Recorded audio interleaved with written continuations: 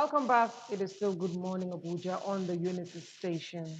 Up next, we will discuss a subject that is very, very particular to me, near and dear to my heart, and to you, I'm sure, because it centers around something that is very, very fundamental to all of us as a people. We'll be talking about the teachers, the role of teachers, and how they impact our daily lives and generations in the long run. And by the way, October 5th is usually commemorated as World Teachers Day. So this is in order to help me discuss this very important topic. I have the gender lead for Illmi Children's Fund. Let's welcome Tovia Moore.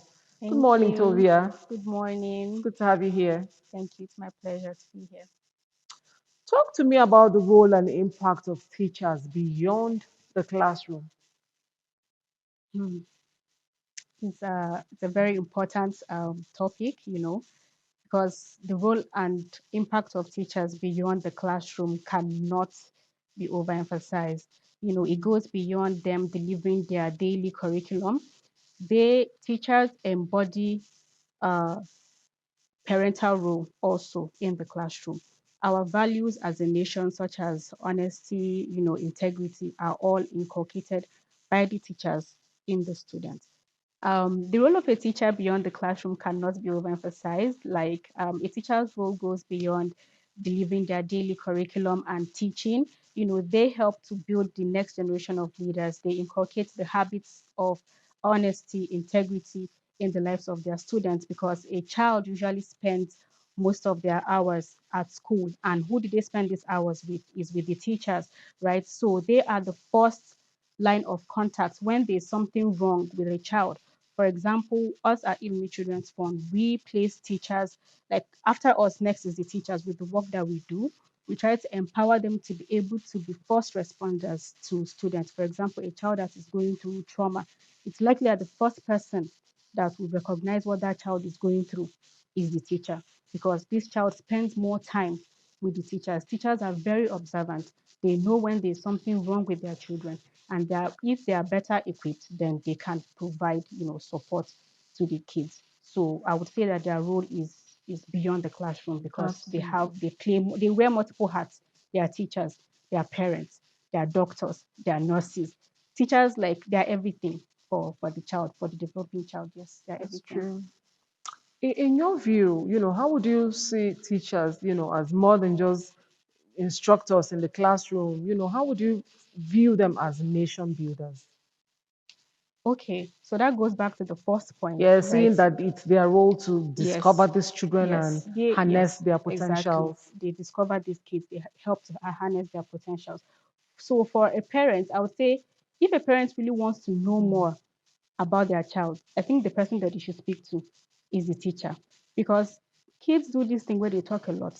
A teacher holds lots of secrets. I don't know if you've ever encountered a 5 year old or a 6 year old. You know that they ask lots of questions, right? And they speak a lot and even carry so many things from the home to the teacher, right? So the teacher helps this child to discover a lot of things about their own self, right? So a teacher's role as nation builders, goes beyond the regular teaching in the classroom because even the president passed through a teacher, the doctor passed through a teacher. Me seated here today, I passed through a teacher. All of us practically is a teacher that molded us to be who we are today in the different careers that we're all serving in. In today's rapidly changing world, how can teachers, be helped to remain relevant, in what they do, especially with shaping lives? All right. First of all, I would like to say that for a person to even be a teacher, right, we know that it requires passion. Teaching profession is one profession that not just anybody can go into. If you don't True. have the passion, you'll be frustrated out of it because spending your waking, breathing moments with children every day can be quite taxing. So I would say for us to better help teachers, they need to be invested in. We need to invest in their development. A teacher needs to have like a clear career path.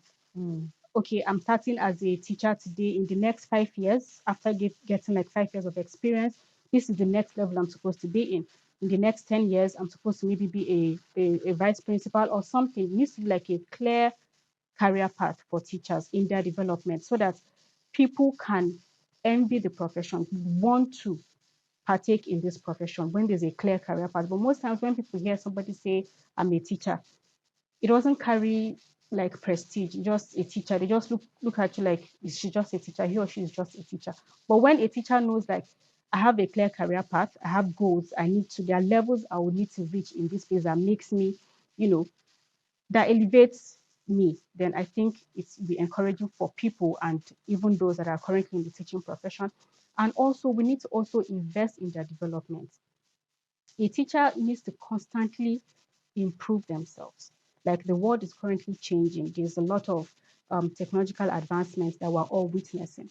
So a teacher needs to constantly improve. We need to invest, the government, the civil societies, everyone needs to invest in the development of teachers to learn more things on their teaching methodology, classroom management, the improvements on how to deliver their lessons to, because right now a lot of kids have less attention span. In fact, even adults have less attention span, to be I sincere. observed. Everybody has less attention span. So they need to come up with creative ways, to be able to engage their learners in the classroom. And with that, we can have better educational outcomes in the society. So we need investment in teachers' development. We need to have clear career path. And we also need to have there need to also be commitment to teacher welfare because a lot of teachers are going through a lot, right? We have a program in ICF called TAM, Teachers Training Project, targeted at female teachers mostly. So we're looking at empowering them. They need to be empowered because I believe that when a teacher is empowered, right, they'll be better equipped to concentrate and deliver their teaching profession, their teaching job without having to worry about money. So we need to pay attention to teacher welfare, housing. This includes housing. This includes paying their salaries on time and without deduction. What kind of support would you think that teachers need, to thrive today in the face of these modern challenges? We still have to go back. And especially to equip them to be good counselors. Counselors. Exactly. We have to still invest in their development. Teachers have to continually go through training, right? They need to continually go through training because trends are changing, things are changing. Like the attention span that I had mentioned, if a teacher is still teaching currently, is still teaching the way he or she taught in 2011, 2007, It won't work. it won't work. You're not teaching, the child is not learning anything. And with each coming year or with each coming decade, a new generation is born. Currently, we're dealing with the Gen Alphas that ask lots of questions. We still have the Gen Zs there. So things are changing. The human race is changing. So in order for us to be up to date, in order for us to adapt, The teacher our has to be teachers have dynamic to too. constantly be improved upon. We have to invest in their training and retraining and evaluation.